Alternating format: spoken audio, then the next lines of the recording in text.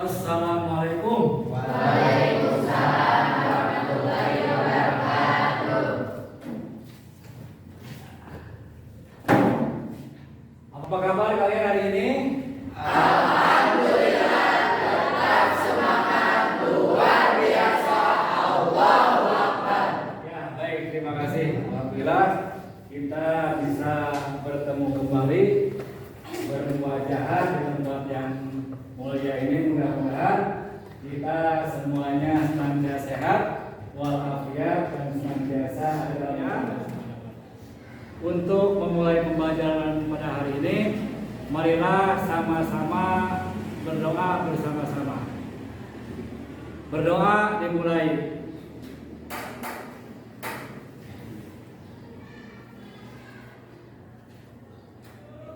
Berdoa selesai, mudah-mudahan dengan pembacaan doa pembelajaran pada hari ini mudah-mudahan senantiasa ada dalam Allah Subhanahu wa taala, dan mudah-mudahan kita akan mendapatkan ilmu yang bermanfaat. Amin ya Allah ya Rabbal alamin. Baiklah, sebelum pembelajaran dimulai, Bapak akan mengabsen terlebih dahulu. Tapi tidak semuanya ya. Sebagian, karena ini ada yang tidak hadir ya di sini ya. Yang tidak hadir di sini siapa? Nasir yang ada ya? Nasir tidak ada. Terus Ayi nggak ada. Ya, Ayi nggak ada. Berarti yang hadir ini ada 15 orang ditambah dengan siapa ini yang berdatang ya? Tadi 2 orang ya.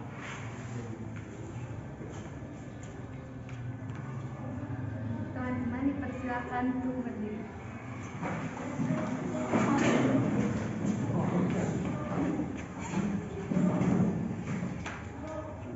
Hiduplah Indonesia Raya. Indonesia tanahku, tanah tumpah darah. Baik, anak sekalian, tadi sudah kita menyanyikan lagu Indonesia Raya sebagai wujud rasa nasionalisme kita terhadap tanah air. Nah, kemudian berikutnya adalah Bapak akan memberikan motivasi kepada kalian, yang mudah-mudahan dengan cara bermotivasi ini kalian akan lebih semangat lagi. Tapi sebelum itu, supaya lebih kita berkonsentrasi, kita akan memberikan tepuk semangat dulu ya. Ketika Bapak mengucapkan selamat pagi, kalian bertepuk tangan 1 kali. Ketika Bapak mengucapkan siang, kalian mengucapkan 2 kali. Ketika Bapak mengucapkan malam, kalian bertepuk tangan 3 kali. Apabila mengucapkan sore, berarti tidak ada. Nah, bisa dimulai? Bisa. Pagi, siang, malam,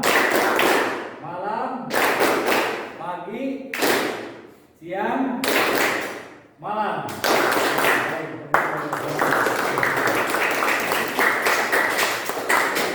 Baik, selanjutnya Bapak akan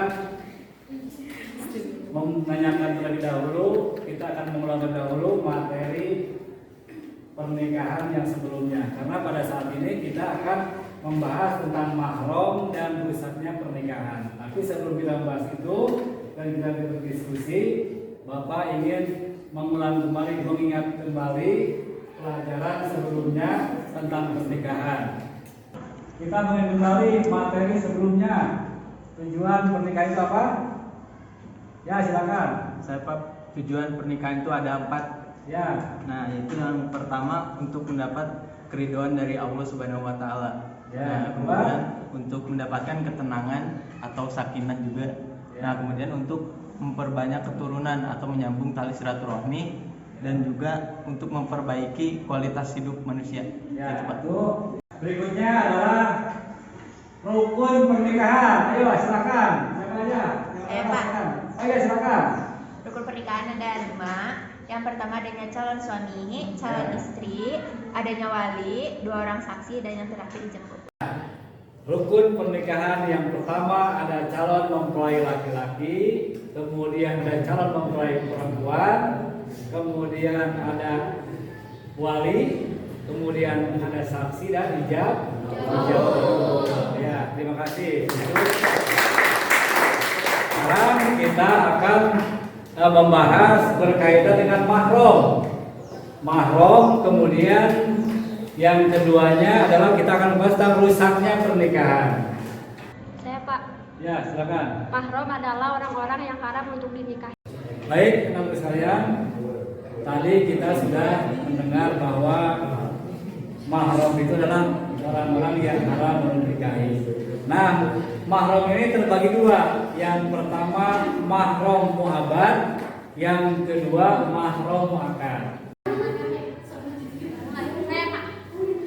Adapun mahram muakkad terbagi menjadi 4, yaitu ikhar jika istri atau suami meninggal, dan adapun bibi dari jalur istri, kemudian wanita yang bermuslim hingga beriman, dan wanita yang ditalak 3 hingga ia menikahi laki-laki lain. Baik, teman-teman sekalian, tadi kita sedikit dapat informasi berkaitan dengan mahram. Nah, untuk lebih jelasnya kita akan menyimak video yang pertama tentang video salah satu kejadian berkaitan dengan pernikahan setara, kemudian yang kedua tentang terjadinya perceraian. Informasi terbaru kabarnya 2 orang ini dipanggil pada Raja Luwu dan kemudian akan diberikan hukuman adat. Mereka dalam suatu keluarga sudah semestinya dijalankan dengan ikatan persaudaraan yang akur. Akan tetapi lain cerita bila ikatan tersebut terjalin terlalu jauh dari apa yang seharusnya, seperti pernikahan saudara. Semua ini melarang pernikahan saudara, alias incest, dari sisi hukum, kesehatan, dan juga agama. Berikut informasi selengkapnya. Itu video pertama. Berikutnya adalah tentang perceraian. Pengadilan Tinggi Agama Medan Lampung mencatat lebih dari 6.000 kasus perceraian sejak bulan Januari hingga Juni 2020 di Medan Lampung. Perceraian didominasi faktor penyebab perselisihan, pertikaian yang terus-menerus. Selain itu, beberapa masalah lain menjadi faktor penyebab perceraian seperti faktor ekonomi hingga izin berpoligami. Pengadilan menyetujui perceraian dilakukan bila memang menjadi satu-satunya alasan. Kalian tadi sudah menyimak video yang pertama terjadi kasus pernikahan saudara, yang kedua tentang perceraian. Untuk menyelesaikan masalah ini, Bapak akan membagi kalian beberapa kelompok 1 sampai 4. Nah, silakan kalian diskusikan, kalian bermusyawarah dengan teman-teman kalian berkaitan dengan permasalahan yang tadi sudah diputar videonya. Silakan.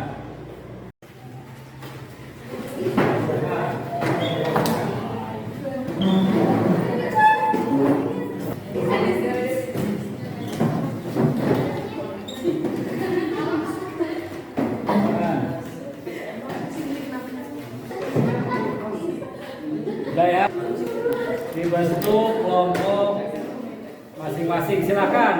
Permasalahan tadi yang pertama tentang permasalahan kasus pernikahan saudara, yang kedua tentang terjadinya perceraian. Silakan kalian diskusikan. Apa saja permasalahannya, apa saja penyebabnya, kemudian faktor-faktor yang menjadi penyebab terjadinya pertama pernikahan saudara atau perceraian. Silakan kalian diskusikan. Saya perwakilan dari kelompok 1 ingin bertanya, bagaimana hukumnya pernikahan saudara atau incest? Saya Pak. Saya perwakilan dari kelompok 4 ingin menjawab pertanyaan dari kelompok 1, yaitu tentang bagaimana hukum pernikahan saudara atau incest.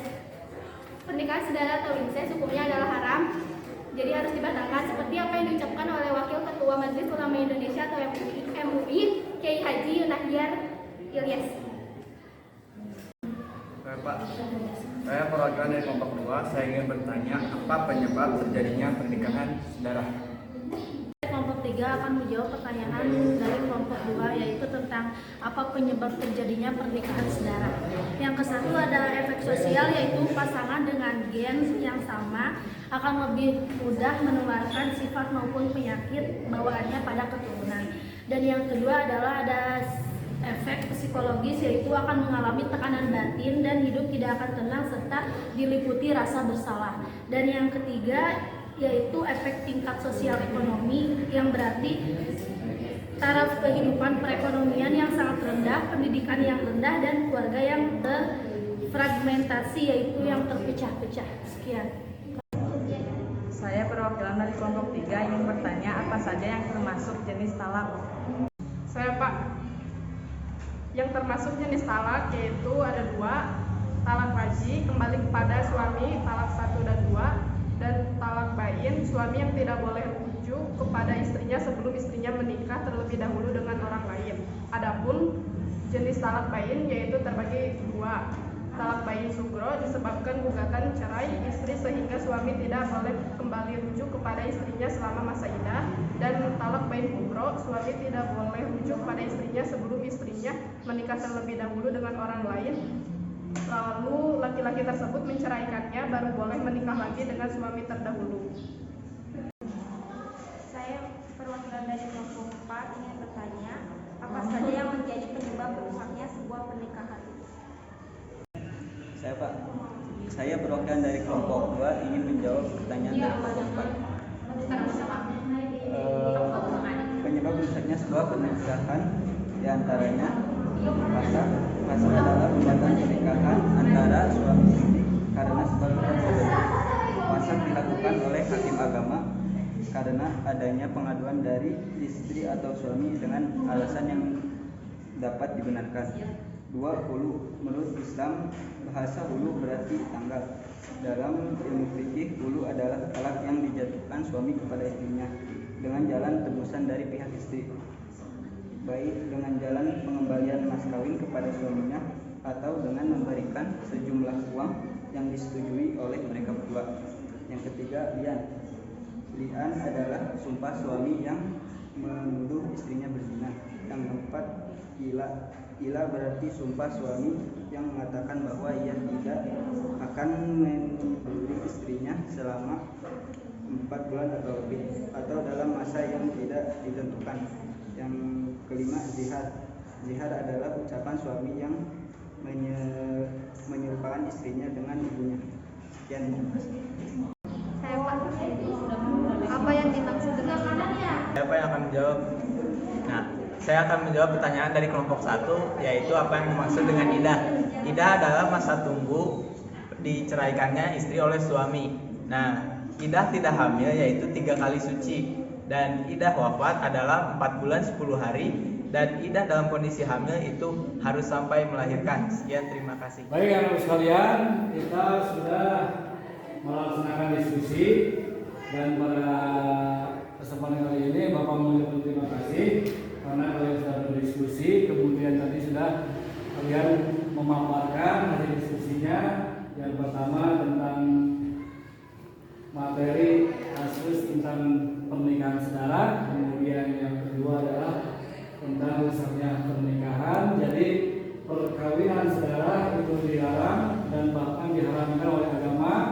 Kemudian dampak yang ditimbulkan dari pernikahan sedara itu sangat banyak sekali, baik dari segi psikis atau psikologi, juga kesehatan maupun tentang keturunan dari pernikahan tersebut. Kemudian rusaknya pernikahan itu yang pertama adalah sebab alat, yang kedua adalah adanya gugatan cerai dari pernikahan ini.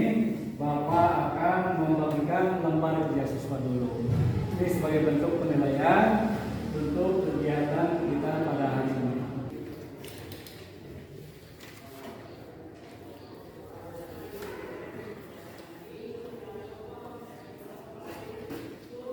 Silakan kalian kerja.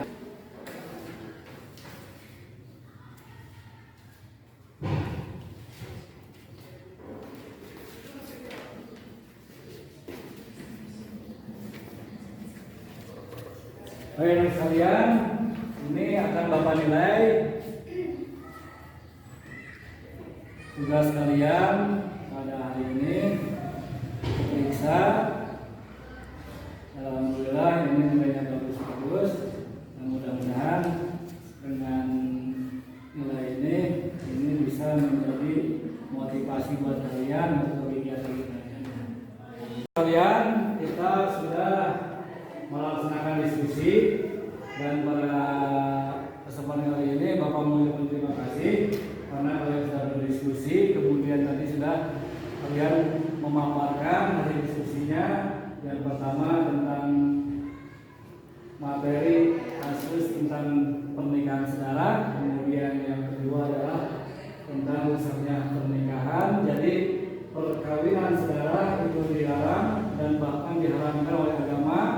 Kemudian dampak yang ditimbulkan dari pernikahan saudara itu sangat banyak sekali, baik dari segi psikis atau psikologi, juga kesehatan maupun tentang keturunan dari pernikahan tersebut. Kemudian rusaknya pernikahan itu yang pertama adalah sebab alat, yang kedua adalah adanya gugatan cerai dari pihak istri.